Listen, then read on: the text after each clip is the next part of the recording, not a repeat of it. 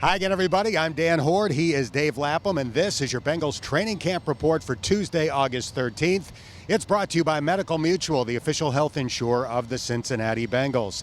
The Bengals held their final open to the public practice of training camp on Tuesday. And let's start with the offensive line, Lap, because for the second consecutive day, Trey Hopkins lined up with the first-team offense at center.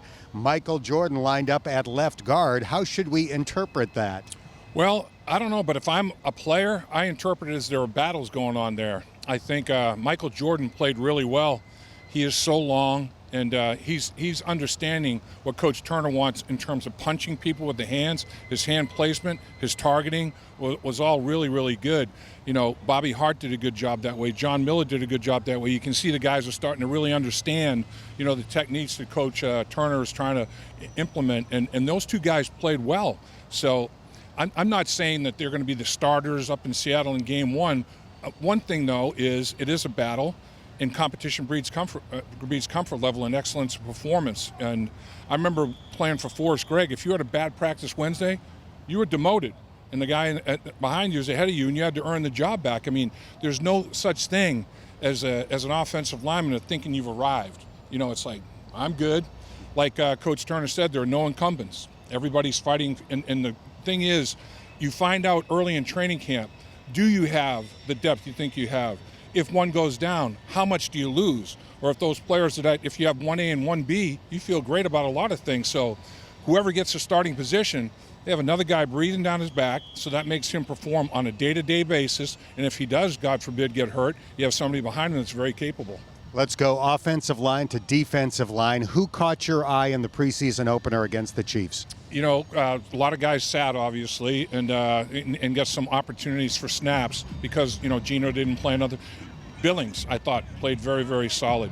Brown, he had a quarterback sack, but he had a lot of really, really good snaps. Willis, you know, he's been hustling all the training camp. He had a bunch of hustle plays. He was a factor. He caused some quarterback pressures and caused some disruption in the offensive line of the Chiefs. So I thought those guys played well. I thought the defensive line on that side of the football, I thought the defensive line played the best of any group, even though they didn't have their best player out in the field. One of the big questions of this training camp has been what young wide receivers will step up, especially after the injury in the first practice to A.J. Green. Where does that position stand? Yeah, there's a battle there, Dan. You know, Willis has had a great camp, and he didn't do anything wrong against the Chiefs. It's just in the progression of the routes. He ran his routes well, but he just wasn't the guy that, you know, the ball evolved to. But he played at a very high level. Morgan played less snaps, but he got a lot more opportunity the way the progression of routes developed, and he capitalized. He took advantage of his snaps. He had catches. And then Auden Tate, last year's, oh man, who would this guy come from at training camp, undrafted wide receiver. He's shown in the game and here at practice during this week, getting ready for the next game against the Redskins, at that 6'5", 225-pound frame, he can contested catch you. He'll body you, he'll position you, and he's got vices for hands. He's got really, really strong hands, so he knows he has to make contested catches, and man, he makes them. Let's talk about three of the high-profile rookies, what they did in the preseason opener against Kansas City and what you would like to see them do better in the second game Thursday against the Redskins. Drew Sample, Ryan Finley, and Jermaine Pratt. Let's talk Sample and Pratt together because they fall into the same category. I think that they're probably not as happy with their level of performance as they need to be. They didn't play as well as I think they hoped they would play. Sample had a couple of penalties. He had some issues. He blocked well, but in Pratt the same way. Pratt just. He was a half a gap short. He's grabbing on a tackle and getting dragged a little bit, and they just didn't show like you would expect them to show based on the way they performed on a day-to-day routine at practice. It didn't translate. That doesn't mean it's not going to. I don't know. It might have been nerves. It might have been heat and humidity. It might have been a combination of everything. But I mean, they looked like they'd just gone through a car wash or a shower. They were dripping wet, and I remember the thrill of playing in the game, the emotion of it, I mean, it can wear you out. That adrenaline rush starts to wear you out even before you take the field. So I think they'll handle it a lot better. But I think those two, probably wish that it went better, and I think they're going to perform a lot better against the Redskins. And Finley?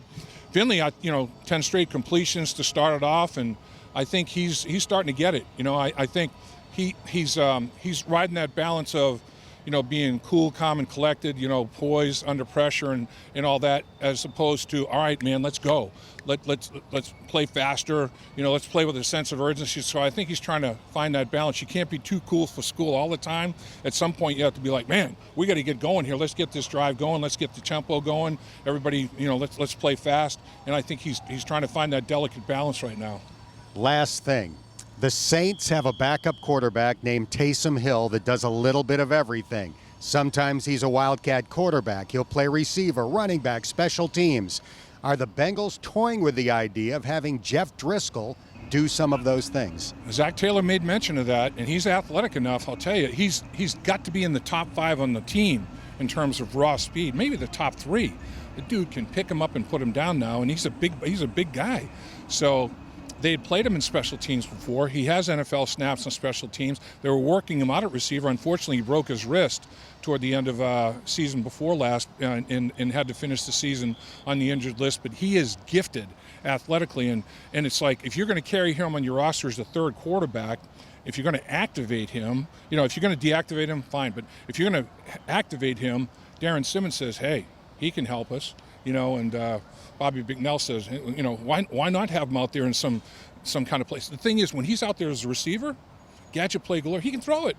I mean, you line him up at the receiver in the slot, I mean, there's gadget plays that I can't even comprehend right now. Zach could be like a mad scientist in the lab, coming up with gadget plays. So, I mean, he gives you a lot of options if, in fact, physically he's able to get it done. Week 2 of the preseason coming up Thursday night in Washington. Game time is at 7:30. We'll have the best post-game coverage here on Bengals.com. For Dave Lapham and our photographer Marissa Contepelli, thanks for checking out this training camp report on Bengals.com.